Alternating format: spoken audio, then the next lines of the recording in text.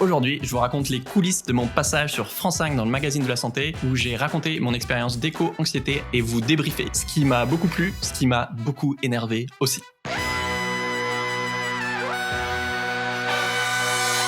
Bienvenue dans Soif de Sens, des histoires d'humains qui changent le monde. Dans l'épisode précédent, vous aviez l'enregistrement de l'émission pure et dure pour vous faire votre propre opinion. Donc commencez peut-être par cet épisode si vous l'avez pas encore écouté. Et aujourd'hui, j'ai besoin d'extérioriser pas mal de choses, notamment les tensions qu'il y a eu dans ma tête avant, pendant et après l'émission. Je vais écouter pour la première fois, je suis méga stressé, l'enregistrement de l'émission. Il est possible que le titre de ce podcast soit un peu putaclic. En tout cas, franchement, merci beaucoup à France 5 de m'avoir invité. Si l'équipe passe par là. L'équipe était vraiment géniale, chaleureuse, accueillante avant et pendant. Et je trouve ça trop bien qu'on parle d'un sujet aussi important que l'éco-anxiété et donc l'urgence climatique qui touche des millions de personnes sur une émission avec autant d'audience. Moi, globalement, le magazine de la santé, c'est une émission que je trouve de bonne qualité sur les questions de santé. Il y a un travail énorme derrière chaque émission, parce que c'est une quotidienne, je crois, quand même. Donc, il y a des invités, donc comme ça peut être mon cas. Il y a plein de reportages sur le terrain, etc. Donc, vraiment, je respecte leur travail. Ça va pas être du bashing gratuit. Mais il y a quand même des trucs qui m'ont titillé et je pense que c'est vraiment important d'en parler de la manière dont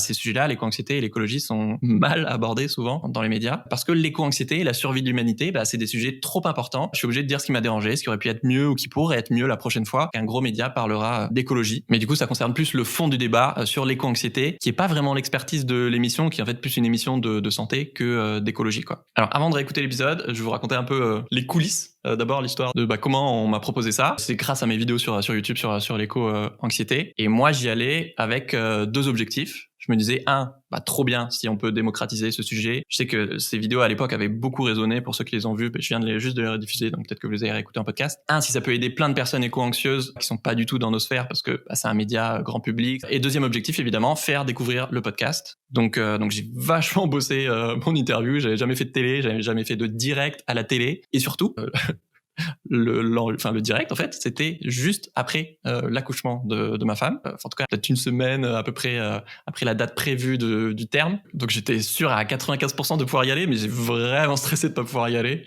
J'avais prévu des plans B avec des copains écolos pour y aller, mais donc je suis trop content d'avoir pu le faire. Le jour J, du coup, j'ai fait l'aller-retour à Paris pour vous dire à quel point j'avais hésité à le faire. C'est le jour où on rentrait de la maternité, quoi. Donc c'était notre premier jour à la maison, donc c'est quand même quelque chose d'important. Tu rentres chez toi avec ton bébé, c'est la première fois et tout ça, et toi tu te barres à Paris, donc j'avais vraiment l'impression d'être un connard sexiste. Enfin oui et non quoi, mais du coup on en a vraiment beaucoup discuté avec ma chérie pour savoir si elle était ok avec ça. Du coup il y a ses parents qui sont venus ce jour-là. Voilà, évidemment je l'aurais jamais laissée toute seule, mais voilà, c'était un truc de stress en plus. C'était pas forcément le meilleur truc quand déjà t'es stressé de juste le fait d'accoucher tout quoi. Donc le jour J, je monte à Paris et le matin j'étais trop stressé quoi, parce que déjà j'étais éclaté parce que ma femme vient d'accoucher, on a vécu des jours très très fatigants et très stressants avec la césarienne et tout ça. Si vous avez écouté l'épisode je suis papa, et j'étais dans un état d'esprit pourri parce que j'avais envie de dire plein de trucs, je savais que j'allais avoir peu de temps, et là j'ai eu trop de chance d'en parler avec ma chérie et juste d'envoyer des textos à ma famille. Ils m'ont trop aidé à changer d'état d'esprit en disant mais mec, en fait tu vas pouvoir juste partager ton expérience, tu vas pouvoir aider plein d'éco-anxieux, et du coup j'étais vraiment trop content d'arriver là-bas beaucoup plus dans une énergie positive. On va parler du positivisme qui m'a un peu énervé dans cette émission, mais ouais, d'arriver en disant quoi qu'il arrive, même si y a plein de contraintes frustrantes à la télé, je vais essayer d'aider des personnes et ça va être chouette quoi. Donc c'est trop drôle, donc t'arrives là-bas un peu en attente, tu te fais maquiller, c'est toujours bizarre, je me suis jamais maquillé, encore moins fait maquiller, et t'attends quoi. Et j'étais super impressionné de à quel point surtout quand c'est du direct, en fait t'as pas le choix quoi, mais c'est une fourmilière où chacun a un rôle très précis, donc tout est millimétré parce que c'est du direct, donc t'as pas le droit à l'erreur. Et je trouve ça beau observer juste le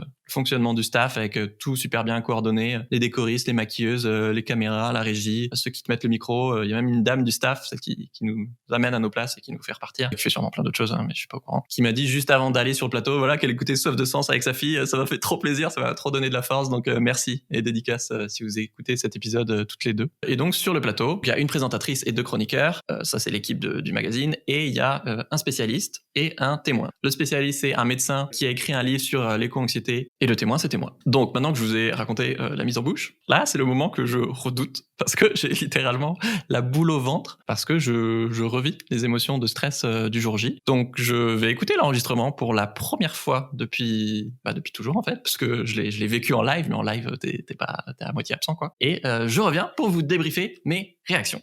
Bon, je viens de regarder l'émission, et donc forcément j'ai 1000 trucs à dire, ça correspond pas tout à fait aux souvenirs hyper stressants que j'avais. Je suis franchement trop fier de comment je m'en suis sorti. Donc, je vais reprendre rapidement quelques points de l'émission. Déjà, super boulot pour définir l'éco-anxiété. Franchement, le sujet est bien amené, je trouve. Ensuite, pendant l'émission et juste après, j'étais assez en colère et frustré par pas mal de choses. Là, je le suis un peu moins. Je me dis peut-être que en live, j'étais hyper stressé, les émotions étaient exacerbées et tout ça. Donc, les trucs qui m'ont choqué en direct me choquent un peu moins là à les réécouter, mais ça veut pas dire qu'ils sont pas critiquables. Et voilà, je me fais trop rire avec toutes mes notes froissées que je retourne sur la table comme un écolier. Par rapport au médecin, je trouve qu'il était franchement plutôt bien. Par exemple, quand il dit qu'il n'y a rien d'anormal à ressentir cette éco-anxiété, je dis, bah ouais, je suis content qu'il ait calé ça. Ou plus tard, la présentatrice qui réagit à un témoignage par SMS et qui dit que c'est pas de l'éco-anxiété, en fait, la personne est juste lucide. Et je dis, mais oui, c'est bien. Ou à un moment, un téléspectateur qui demande comment rassurer les enfants et répond, je sais pas s'il faut les rassurer, mais déjà les écouter et légitimer cette parole, c'est ça qu'il faut faire en premier. Je dis là,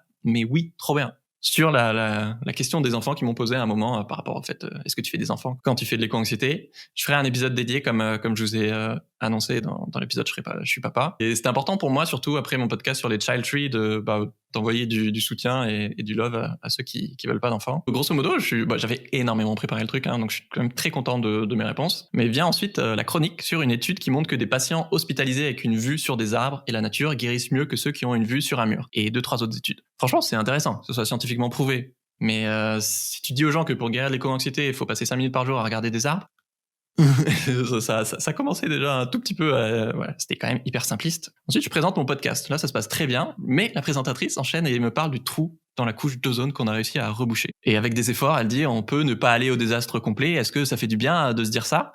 Genre, n'est-ce pas? Ça fait du bien? Parce qu'elle voulait absolument des trucs positifs. Et c'est là que dans ma tête, ça commence à m'agacer. Parce que, la situation n'a rien à voir. C'était un problème beaucoup plus simple à régler, avec une cause principale. Alors que là, aujourd'hui, l'urgence climatique, voilà, on est face à un monstre surpuissant à 18 têtes. On fait partie du problème. Il y a des trucs déjà irréversibles qui sont irréversibles, qu'on récupérera pas. Et il y a 10 000 causes. Faut remettre en cause la finance, l'agriculture, l'économie, etc. Enfin, juste notre culture, nos imaginaires. Donc déjà, je suis là, mais complètement à côté de la plaque, quoi. Et derrière, je préfère en rire, mais la question du chroniqueur qui dit on a interdit l'épandage de certains pesticides dangereux à moins de 10 mètres des habitations. Est-ce que c'est une bonne nouvelle? Est-ce qu'une bonne nouvelle comme ça peut contrebalancer le stress des personnes éco-anxieuses? J'étais là, mais t'as rien compris. Imagine quelqu'un en dépression profonde parce qu'il a compris toutes les imbrications dans notre société qui font que notre système et notre civilisation courent à sa perte et qu'on est en train de détruire la vie sur Terre. C'est des cacahuètes ta mesure.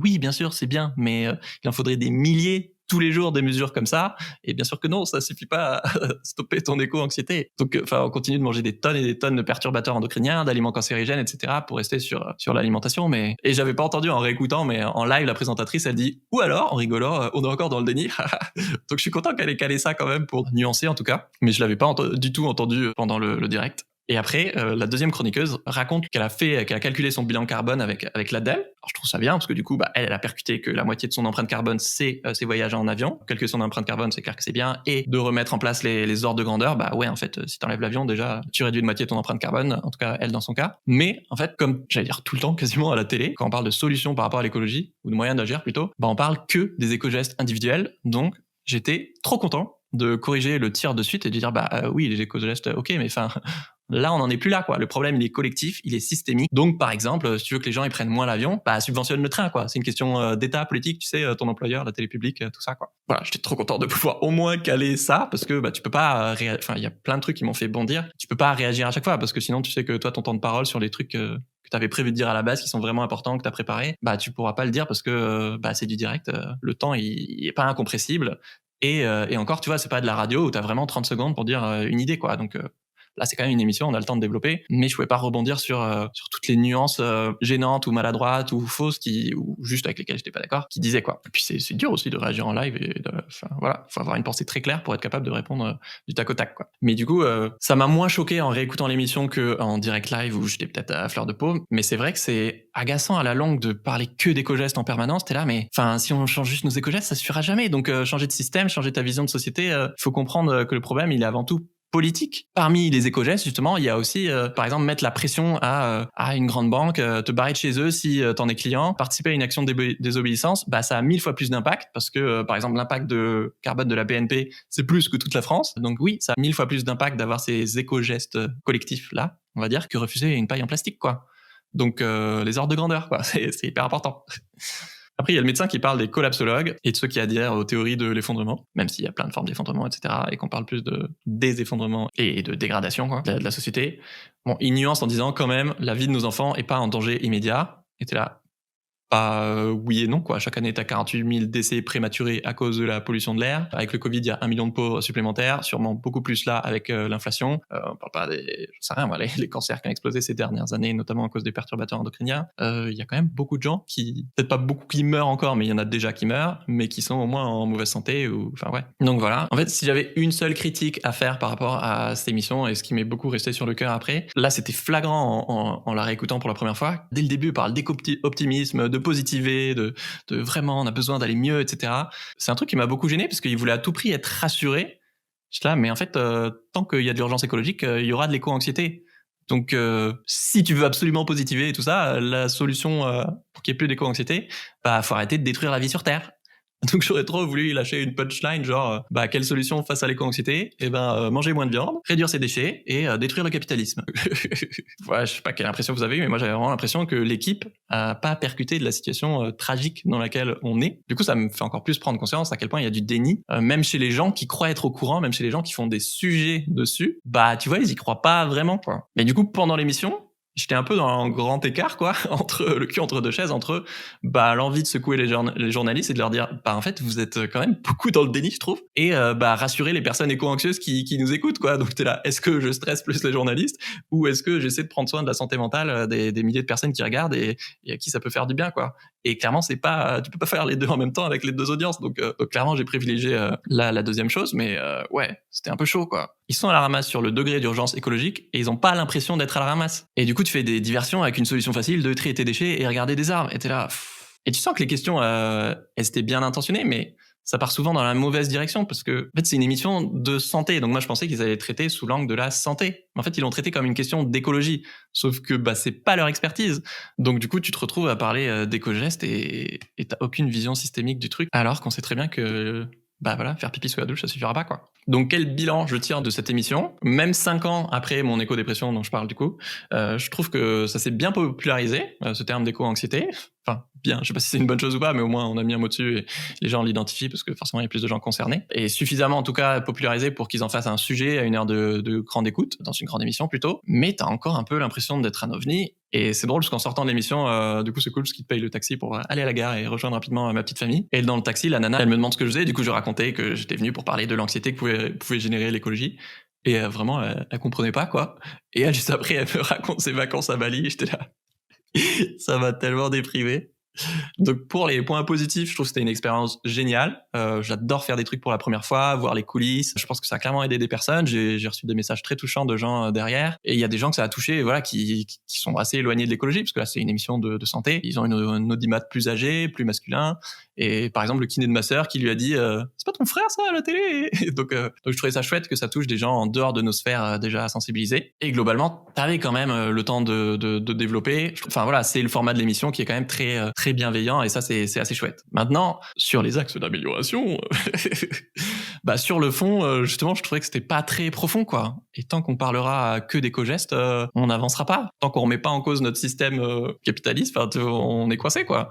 Et alors sur la forme, ça reste de la télé, donc ça va vite, c'est très rythmé. Il y a plein de fois où elle m'a un peu coupé la parole et je comprends, enfin c'est le jeu. Et moi j'essayais de finir ma phrase, c'était trop drôle. Mais du coup forcément il y a des trucs que j'ai pas eu le temps de dire. Et moi j'étais assez déçu parce que ça a pas ramené grand monde sur le podcast. Bon, moi j'ai pas osé être trop commercial, genre abonnez-vous sur Spotify, Deezer, alors que posteriori j'étais là, j'aurais peut-être dû. Bref, j'étais très anxieux de venir parler d'éco-anxiété, ce qui est assez ironique, mais je suis plein de gratitude qu'une chaîne publique fasse je sais pas combien, 30-40 minutes sur ce sujet qui touche des millions de Français et même un jeune sur deux. Mais du coup, je retiens vraiment la nécessité de rappeler l'urgence actuelle sur le diagnostic, parce que clairement, il y a encore beaucoup de gens dans le déni.